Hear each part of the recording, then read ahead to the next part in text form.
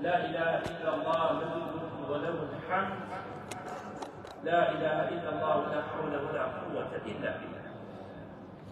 هر کەسێک ئەم زیکرە بخوێنێت دەفەرمێت لە ڕۆژێکا بخوێنێت یا لە شەوێکدا یا لە مانگێکدا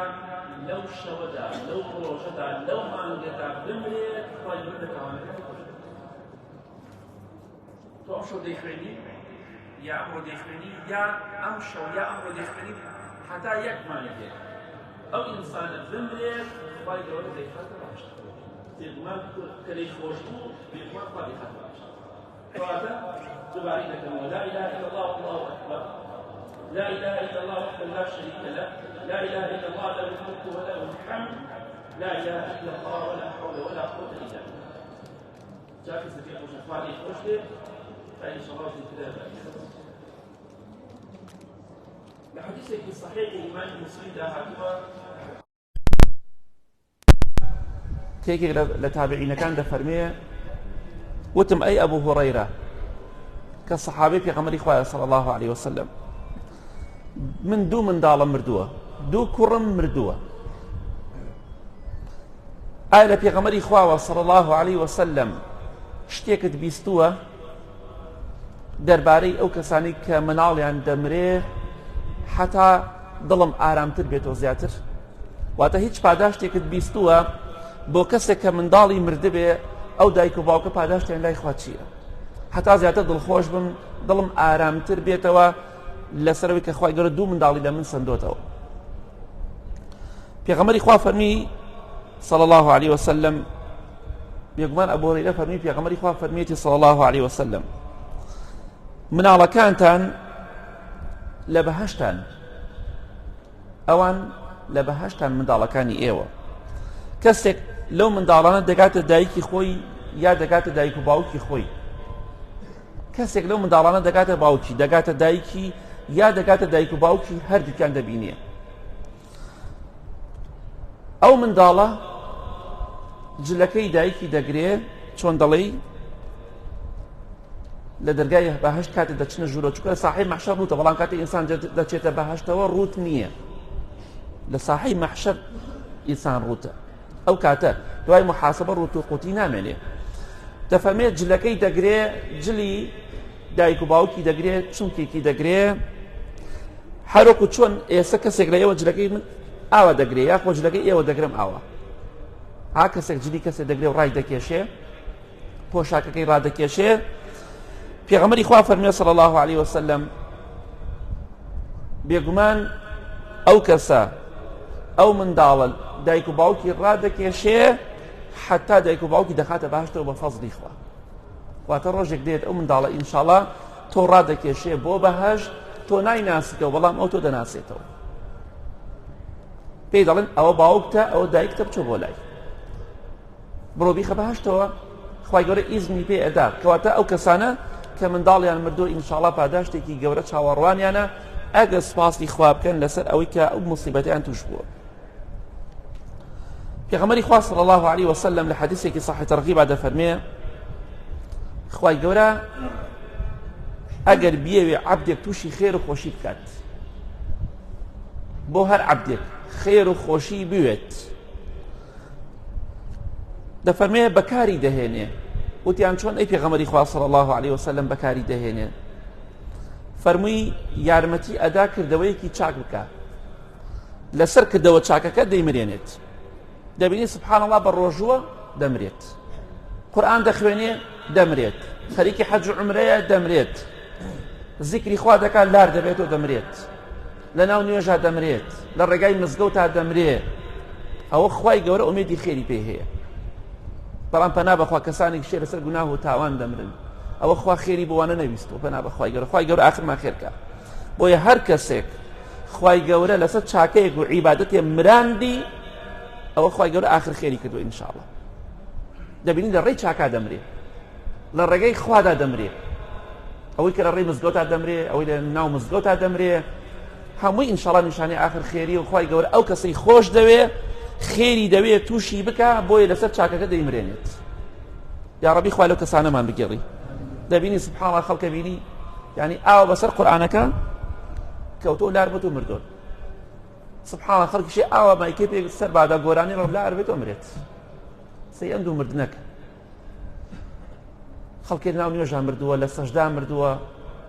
لە ڕۆژی جومعەدا دەمرێ لە شەو ڕۆژی جومعە دەمرێ ئەمانە هەمووی نیشانەی ئاخر خێری ئینشاءالله خوای گەورە بە نسیبمانی کە یا ڕەبی پێغەمبەری خوا صلی الله عليه وسلم لە حەدیثێکی صحیح بوخاریە دەفەرمێ هەر موسڵمانێک چوار کەس شایەتی باشی بۆ بدە هەر کەسێک بمرێ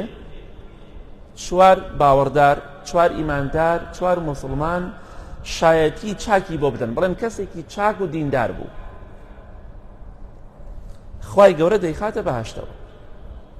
ئەمە صحیح بوخاریە سەحابەکان فەرموویان ئەی پێغەمبەری خوا صلی الله عليه وسلم ئەی ئەگەر کەسێک سێ کەس شایەتی باشی بۆ بدا سێ کەس بڵێ کەسێکی چاک بوو پێغەمبەری خوا فەرمی صلی الله عليه وسلم ئەگەر سێ کەسی شایەتی بۆ بدا کەسێکی باش بووە خوا دەیخاتە باشتەوە وتمان ئەی پێغەمبەری خوا صلی الله عليه وسلم ئەی ئەگەر کەسێک مرد و دوو کەس شایەتی باشی بۆ دا دوو کەس تەنها دوو مرۆڤ وتیان فڵان کەس پیاوێکی چاک بووە ئافرەتێکی چاک بووە فەرمووی ئەگەر دوو کەسی شایەتی باشی بۆ بدا خوای گەورە شایەتەکەیان قبوڵ دەکات دەیخاتە باشتر بەڵام پرسیاری یەک نەفەرمان نەکرد ئەمە هەواڵێکی زۆر خۆشە دەبا چاکەکار بین خەڵکی وایە سبحان الله لە دنیادا ئەوەندە دڵی خەڵکی شکاندووە چوار کەس ناڵێن کەسێک چاک بووە هەرچی پێگاڵێ وەڵڵا کەسێکی قسە ناخۆش قسە ڕق ڕێزی بەرامبەر بە خەڵکی نەبووە سبحان الله خەڵکەیە ئەمرێ کەس لە دڵە و شایەتی بۆ نادە حیشە هەمووی ئەسەفی بۆ ئەخوات با چاکەکار بین بە توندڕەوی بە توندوتیژی بە قسەی ناخۆش نایبیتەوە بەوە ئەیبیتەوە هەزار نەفەر بە دیار جەنازەکەتەوەی هەموو یەڵەن کەسێکی چاک بوو چوار پێنجێک ئەگەر ببیان نەبێ هەر لە خۆڕایی ڕقیلەتە کێشەکە ئەوەیە جارێوە کابرا ڕقیلەتە یەک خراپەی بۆی نەبوو هەر ڕقیلەتە لە خۆڕایی بێ ڕێزێکت بەرامبەری نەکردووە قسەی ناخۆش بەرامبەری نەکردووە هەر ڕقیلەتە لەبەر خوایش نا چونکە ئەگەر لەبەر خوا بێ دروستە بە لەبەر خوا نین جا بۆیە هەر کەسێک چوار کەس سێ کەس دوو کەس شایەتی باشی بۆ بدەن کە کەسێکی چاک بوو مردووە خوای گەورە دەیخاتە بەهەشت یا ربی خوایە وامان لێ بکەی هەموو کەسی شایەت باشمان وەدە یا رب العالمین لە حەدیثێکی صحیح تەرغیبە هاتووە پێغەمبەری خوا دەفەرمێ صلی الله عليه وسلم ئەمەیان باسی دراوسێمان بۆ دەکات هەر موسڵمانێک بمرێت چوار دراوسەی نزیکی خۆی لە ڕیوایەتەکەتدا فەرمی سێ دراوسەی نزیکی خۆی چوار دراوسێ سێ دراوسێ ئیتر سێ بێ یا چوار بێ ئەگەر دراوسێ چاکەکانی بڵین هیچمان لەم کەسە نەبینێ و ئیلا خێر و چاکە و ڕێز و حرمەت نەبێ ئیلا خوای گەورە دەفەرمی ئەوە من شایەتی ئێوەم قبول کرد وەلەو تاوانانشی خۆش بووم کە ئێوە نایزانین جا سێ دراوسێ چوار دراوسێ خەڵکی وایە سبحان الله هەر کۆڵانێکا بێ و کۆڵانە مەرغوبە خەڵکی واشێ پەنا بەخوا بڕاتە هەر کۆڵانێک و چەند دەفتەرە و خانوانە دابەزێ ئەوەنە بەدبەختە لە هەر کۆڵانێکا بێ کۆڵانە پارە مەرغوبێ و خەڵک ناوێرە خانووی لێ بکڕێ خەڵکی شەیە ئەڵێ ئەو کۆڵانە حەزم لێ لە بۆ دراوسەی فڵان کەسە بوو ئەم دوو جۆرە هەیە ئەوەی شایەتی باشی بۆ بدرێ و خەڵک حەزکا دراوسەی بێ و ئەوەشی شایەتی خراپی بۆ بدرێ خەڵکی حەزکا دراوسەی نەبێ ئەمە کارەساتە بۆیە با خۆمان بڕیا لەسەر خۆمانە دەین یعنی ئەمە کارەساتە خەڵکی وا هەیە داوای ژنی کردووە لە خەڵک وتێتی کاکە بەخوا ئەگەر پرسیار لە دراوسەکانم و خزمەکانم بکەی ژنم نادەیتێ ئێ چۆن نەبشتیوار ئەی لە پرسیارێکی بکەم لە خزم نەیکەم و لە دراوسەی نەیکەم ئەی کاکە چۆن پرسیارێکی بکەم من ئێ خۆت ئەمە ئەزانی بۆ بخۆتە ناچیتەوە بۆ بیرێک لە خۆت ناکەیتەوە کە دراوسێ و خزم شایەتی باشە بۆ نادا هەمووی خراپ بۆ تۆ چاک بووی ئەی بۆ خەڵکی تر دراوسێکی شایەتی باشی بۆدا بۆچی خەڵکی تر خزمەکەی شایەتی باشی بۆدا بۆ ئێمە کارەساتە هەر کەسێک سێ دراوسێ چوار دراوسەی نزیکی خۆی بڵێ کەسێکی چاک و ڕێک و پێک و مؤدەب و بە احترام بووە بە احترامی بەرامبەرمان نەکردو بێ ڕێزی بەرامبەرمان نەکردو بە احترام بووە ئینشاءالله بە ئیزنی خوا خوای گەورە دەیخاتە باشتەوە لە هەموو تاوانەکانی خۆشە بێ خوا گەورە دەفەرمی ئەوەشی ئێوە نایزانن کە تاوانی کردووە لە ماڵی خۆیدا لە شوێنێکی تردا لە هەموو تاوانەکانی خۆش بێ لەبەر ئەوەی سێ دراوسەی چاکی خۆی شایەتی باشی بۆدا هەتا بالین ئەڵم دراوسەکانی بخەوێ گوێ لە دراوسەکانی نییە کاتێکش کە تۆ حتا خەریک خانووکردنی مڕاعاتی دراوسێ بکە ساعات 6 حوتی بانی دەست مەکە تەقەتەق کۆمپرێسەر مەیە بۆ سەر خەڵک هەندێک ئیشێ کاتی بکە با خەڵکی تۆزە ئیستراحەت بکە نابێ بڵێ خەریکی خانوم دراوسە کەیفی خۆیەتی نابێ برای بەڕێزم ڕێزیان لێ بگرە با نەڵێن ماڵەکە بە میرات بێ هەندێک ئیشێ توانی ئێوارە بیکەی نیوەڕۆ بیکەی ئیلا ببیانی ساعات 6 بیکەی ئێدوانی نیوەڕۆ بیکە تەقەتەق مەکە سەعاتی 2 شەو بزمار داکوتی ضرور نییە بزمار بۆ شەو داکوتی بۆیە با ئینشاءڵڵا لەو کەسانە بین دراوسەکانمان شایەتی باشمان بۆ بدەن ئیزعاجیان نەکەین بێتاقەتیان نەکەین لە حەدیثێکی صحیح بوخاری مسلمدا هاتووە پێغەمبەری خوا فەرمیێ صلی الله عليه وسلم لە بەهەشتا خێمەیەک هەیە ئەم خێمە بەڵ نەکو خێمەی دنیا لە لؤلؤ دروست کراوە لە دڕ دروست کراوە دڕ و گەوهەر هەیە بەردێکی زۆر بەنرخە خێمەی پێ ئەڵێن بەڵام لە ڕاستیە خێمە نییە وەکو خێمە دەرەکەوێت بەڵام لە ڕاستیە دەفەرمێ دڕ و گەوهەر هەیە یەک پارچە دڕ لای خۆمانێ زۆر بچووکە بەڵام ئەو دەفەرمێ یەک پارچەیەکە چۆن دەڵێ بەردێکی گەورەیە ناوەکەی کراوە بە خێمە ناوەکە بۆ خێمەی وایە ئابۆ شێوە دروست کراوە دەفەرمێ بەرزەکەی لەگەڵ تۆڵوها درێژەکەی و دەفەرمێ پانێکەیشی چەندێ پانە سبحان الله پانێکەی درێژەکەی بەرزەکەی 60 میلە یعنی تقریبا 96 کیلۆمەتر 96 کیلۆمەتر درێژە یەک پارچەیە هەمووی لە دڕ دروست کراوە لە دڕ و گەوهەر لە بەردی بەنرخ دروست کراوە پێغەمبەری خوا دەفەرمێ صلی الله عليه وسلم بەرزەکەی درێژەکەی پانیەکەیشی 96 کیلۆمەتر دەبزان 96 کیلۆمەتر تۆ 96 کیلۆمەتر ناو سیارە بە سیارە بڕۆی بێزارە بەس بەهەشت وان نییە پێغەمبەری خوا فەرمێ صلی الله عليه وسلم ئەم خێمەیە کە بەم شێوەی دروست کراوە ئەوەندە گەورەیە 96 کیلۆمەتر ئاوتوتە ئاسمان ئەوەندە بەرزە چونکە مرۆڤی بەهەشتی بەرزە بەپێی حەدیث پێغەمبەری خوا بێ صلی الله عليه وسلم لەسەر شکڵ و شێوەی باڵای وەکو ئادەم وایە سەلامی خوا لەسەر بە تقریبا نزیکی 30 مەترە مرۆڤ وەکو دنیا بچووک نییە 2 مەتر و مەتر و نیوانە نزیکی 30 مەتر درێژ وەکو ئادەم کە سەلامی خوا لەسەر بێ خوای گەورە دروستی کرد ئەوەندە درێژ بوو پێغەمبەری خوا فەرمی صلی الله عليه وسلم بەردەوام مرۆڤ بچووک بوو وەکو ئێمە دەبینی یعنی 15-18 نەفەری وەکو ئێمە فقط ئادەم درێژ نەبوو سەلامی خوا لەسەر 20 نەفەری وەکو ئێمەش ئەوەندە درێژ بوو جاوی بڕاتە بەهەشتی شەوە خوا لە کەسانەمان بگێڕی ئابە و شێوەیە ناوەکەی ئەو دڕ و گەوهەرە ناوەکەی بۆشە 60 میلە 96 کیلۆمەتر درێژ 96 پان 96 بەرز خوای گەورە بەنسیبمانی کە ئەفەرمێ هەر چۆنەڵی سوچێک و شوێنێکی لەمانە هەمووی کە زۆر گەورەیە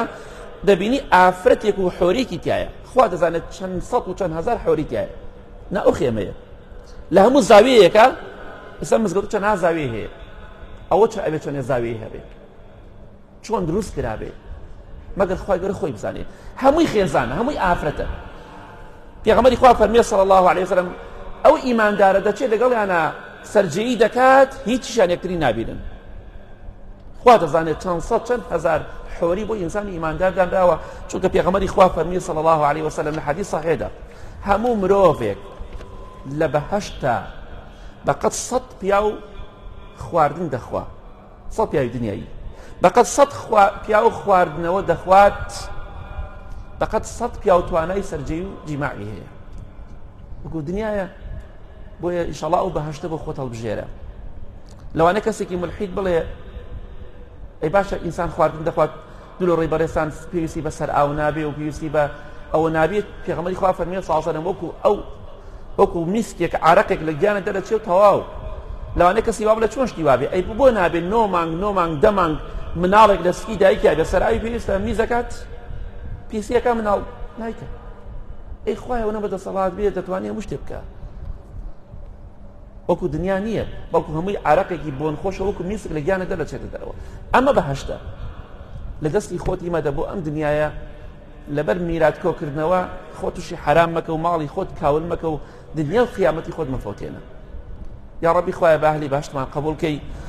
خوایان لەو کەسانەمان بگەڕی هەموو خەڵکی شایەتی باشمان بۆ بدا یا رب العالمین خوایان لە ڕەوشتی ناشرین لە صفەتی ناشرین بە دوورمان کەی یا ربی خوایە بە ئەهلی باشتمان قبول کەی خوایان لێت ئەپاڕینەوە نوێژ و ڕۆژ و عیبادەتمان لێ قبول کەی خوایان ئەم مانگی ڕەمەزانە تێ بپەڕێ لە تاوانەکانمان خۆش بوو بێتی یا ربی خوایە هێمنی و ئارامی وڵاتمان بپارێزی لە گوناهی دایک و باوک و مردوەکانمان خۆش بی آمين آمين آمين وصلى الله على محمد وآله وصحبه أجمعين.